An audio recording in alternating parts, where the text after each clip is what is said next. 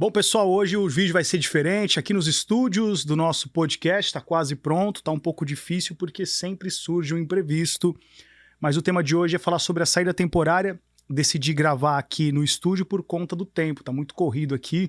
Então eu quero comentar a respeito desse ocorrido que aconteceu agora recentemente, foi a aprovação no Senado Federal a respeito do fim da saída temporária. Então fica até o final do vídeo, vai ser um vídeo completo, vai ser um bate-papo que eu vou ter com você aqui, explicando se de repente isso vai ser aplicado para os presos que estão agora ou não. É um vídeo bem completo, é um vídeo que eu vou passar minha opinião, vou passar meu ponto de vista a respeito disso aqui. Então é um podcast comigo mesmo, beleza? Fiz aqui algumas anotações, alguns pontos, uma pauta para a gente poder passar por todas as questões que eu julgo importante. Bom, eu quero começar esse papo com você aqui deixando muito claro que, para mim, esse é um ato extremamente político.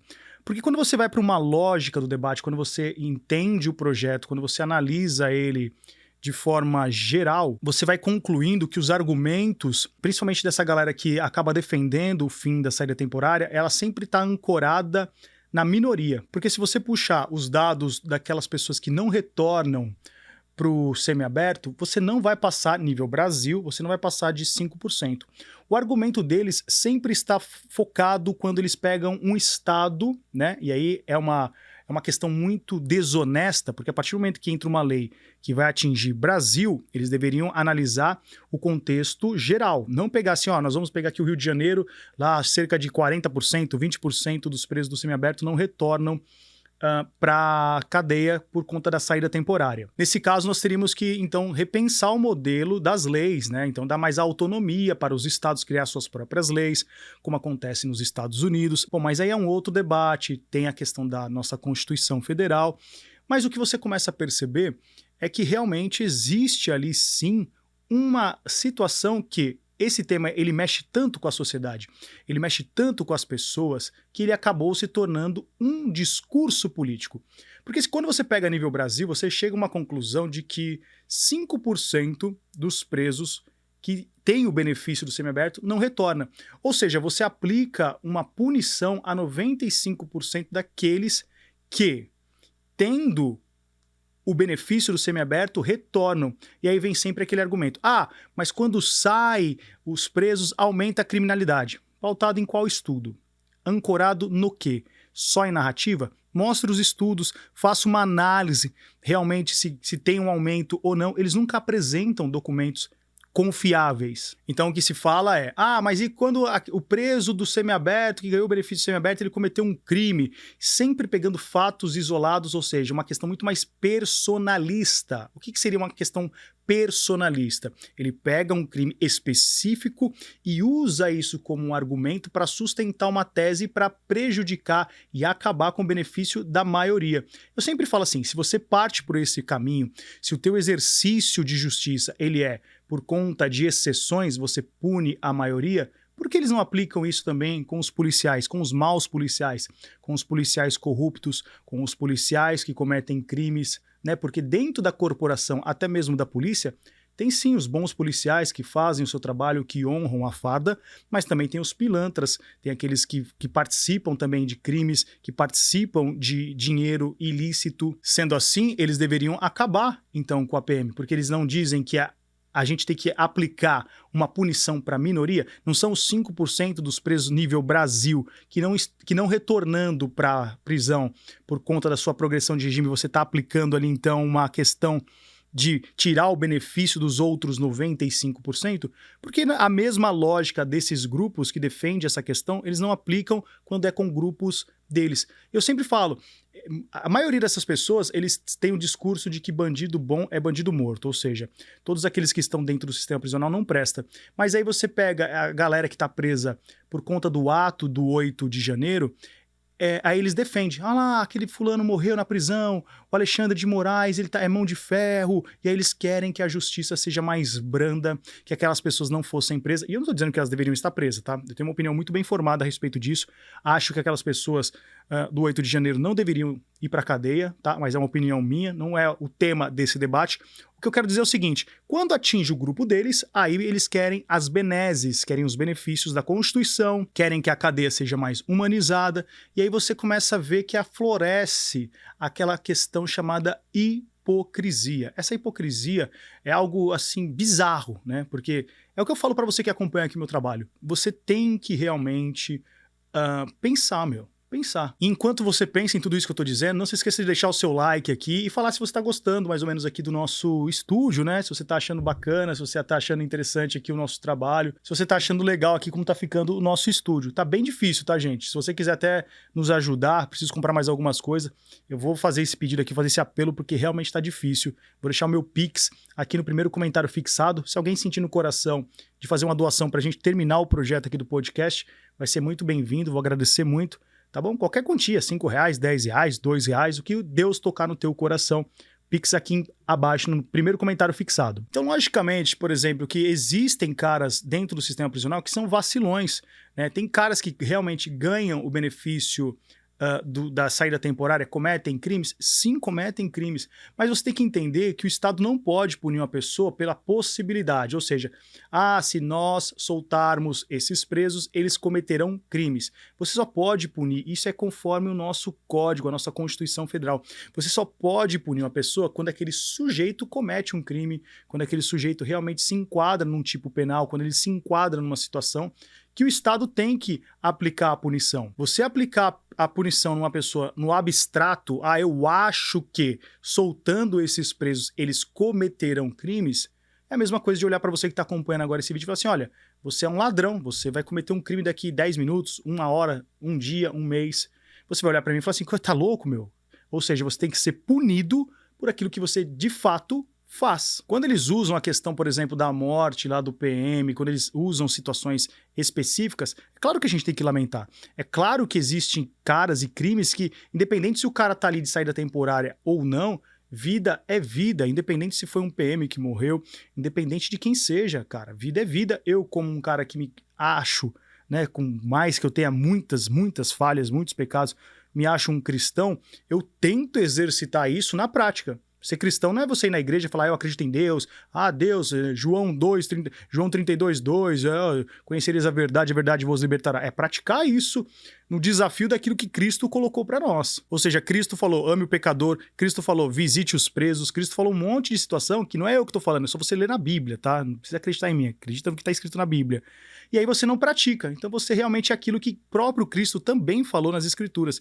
Você é apenas um sepulcro caiado, você é bonito por fora, mas você é podre por dentro, entendeu? Você é uma pessoa hipócrita. Então esse argumento de que, nós vamos liberar o cara para saída temporária, ele vai cometer crime, como se o réu primário, aquela pessoa que nunca passou pelo sistema prisional, ele não fosse cometer crime, né? Só comete crime quem tá no benefício do semiaberto. Cara, são argumentos que, na boa, eu queria ter a oportunidade um dia de conversar com o autor desse projeto, sentar com essas pessoas. É que eu vou falar a real. O grupo, né, de familiares, esses grupos de presidiários, aí essa galera aqui, por exemplo, de família, esses grupos sociais, são extremamente desorganizados no sentido de unificação de uma linha de raciocínio. Cada um tem um ponto de vista, cada um quer trabalhar.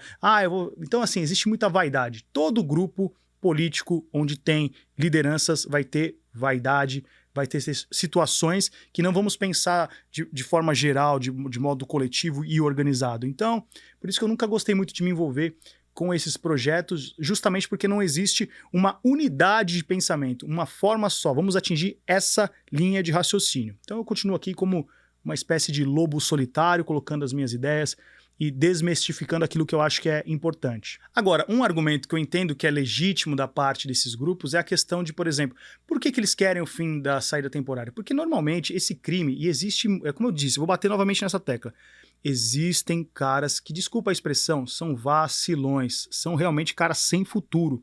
Esses crimes de patrimônio, né, o cara que rouba o celular, rouba um Uber, o cara que comete ali um furto, que prejudicando um trabalhador, como o próprio crime organizado acabou deixando isso, né, de lado, porque antes havia ali uma certa cobrança. Eu não estou aqui incentivando que tem que ter uma cobrança do Estado paralelo. Estou falando aqui para você o papo reto, é como acontecia nas quebradas, era como acontecia mais antigamente. Como a coisa perdeu praticamente ali, digamos assim, a disciplina, o Estado vai agora aplicar as suas leis, e aí, nesse ponto, tem que segurar a gente, né, fala na gíria, né, tem que segurar o rojão agora. Porque, de fato, revolta, né?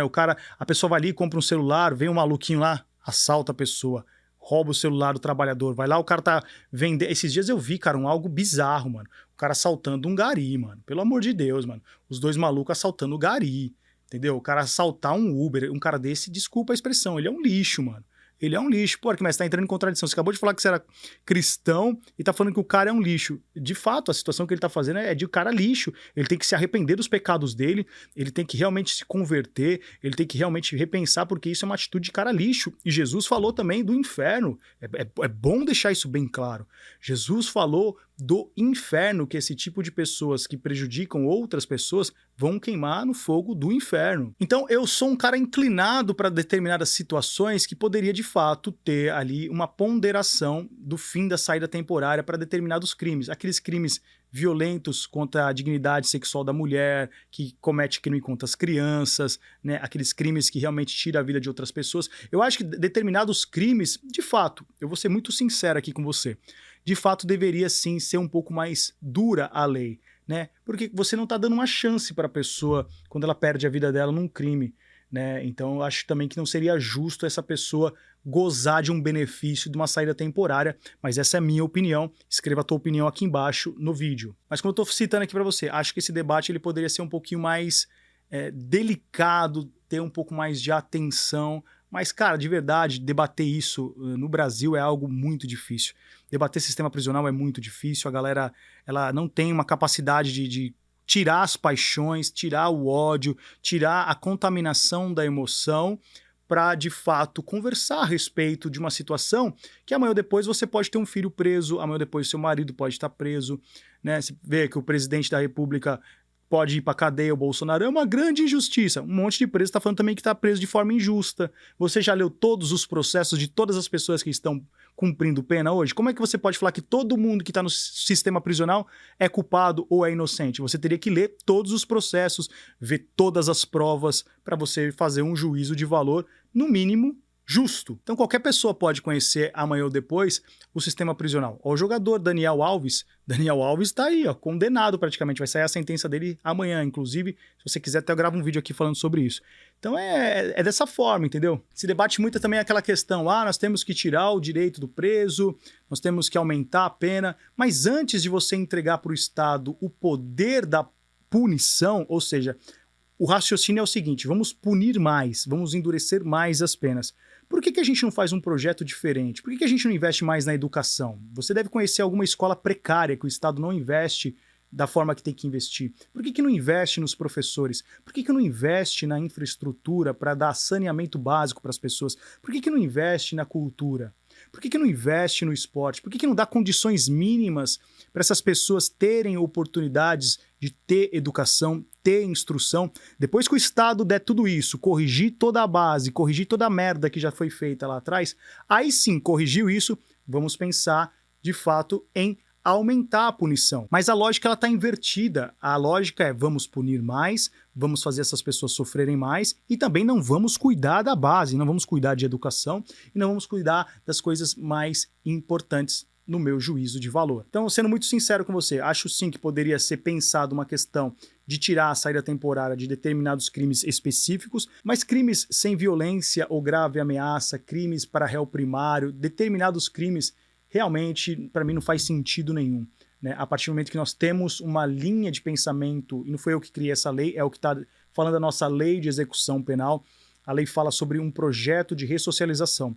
Se você não concorda com esse projeto de ressocialização, é muito simples. Conversa com o seu deputado, conversa com o político que você apoiou, para que faça um movimento e mude a lei. Mas o que a lei diz hoje é isso. Se você se diz cidadão de bem e quer que a lei seja cumprida, que realmente você entenda que isso tem que ser cumprido como realmente um elemento importante, né? Porque é o que está escrito na nossa lei de execução penal. Ninguém aqui é defensor de bandido, como muitas pessoas acabam atribuindo isso a mim. O Arquimedes é defensor de bandido, eu sou defensor do direito. Eu sou defensor porque, como eu já experimentei o sistema na minha pele, como eu já conheci com muitos anos de experiência o sistema prisional, eu acho que é o pior investimento do Estado. Você não consegue entender isso e eu te convido a pensar sobre isso. O Estado é o grande responsável pela criação das organizações criminosas. Por conta desse pensamento mais punitivista, por conta desse pensamento muito mais sangrento, foi por conta desse tipo de raciocínio que o crime organizado ganhou força e hoje em dia se tornou essa grande potência no nosso país, né? É porque você, de fato, não tira um tempo para pensar sobre isso, para reorganizar os discursos. Você acredita ali, né, mano, naquela galera que começa a babar e vomitar e gritar, você acredita naquilo, você acredita nos vídeos curtos de 30 segundos, 1 minuto, do WhatsApp, sendo que você poderia se debruçar num estudo, se debruçar um pouquinho mais sobre essas questões para de fato formar uma opinião mais sábia. Como diz até um trecho da música do Racionais, né? Efeito colateral que o seu sistema fez. Ou seja, a criminalidade ela aumenta, o crime organizado ganha força, tudo isso acaba ganhando grandes ramificações que chama-se efeito colateral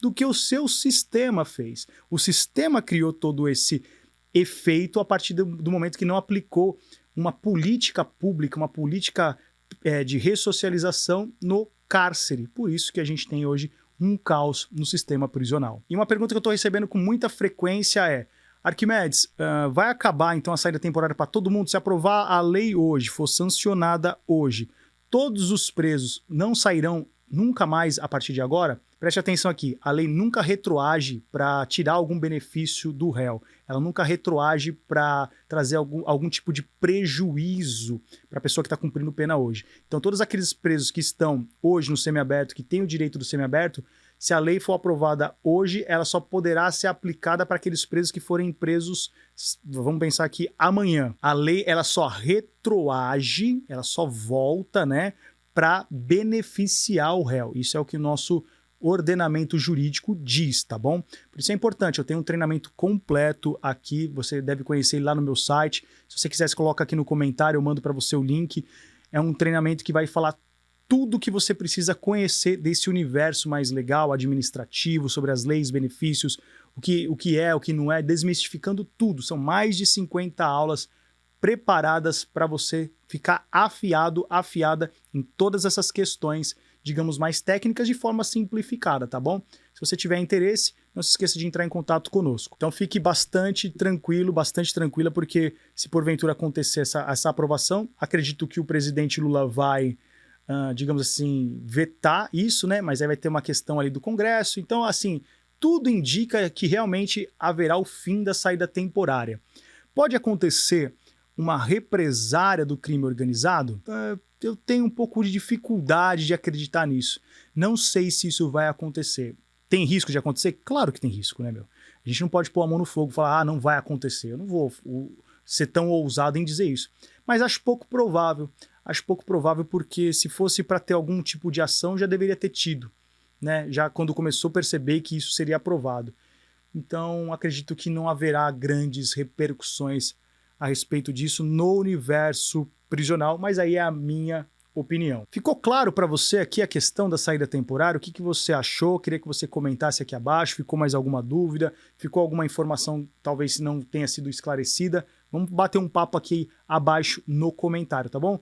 Gostou do cenário? Tá ficando legal aqui? Tudo isso aqui a gente tá fazendo com muito carinho para você, tá? Tô me dedicando bastante para trazer histórias de pessoas que passaram pelo sistema prisional, que deram a volta por cima, pessoas que tiveram uma experiência amarga nesse universo prisional. Então, tudo que está sendo feito aqui é com muito carinho. Se você quiser nos ajudar, nos abençoar com qualquer valor, vou deixar meu Pix aqui no comentário fixado, porque realmente está gerando bastante gasto e por isso que a gente não começou ainda o projeto do podcast, beleza?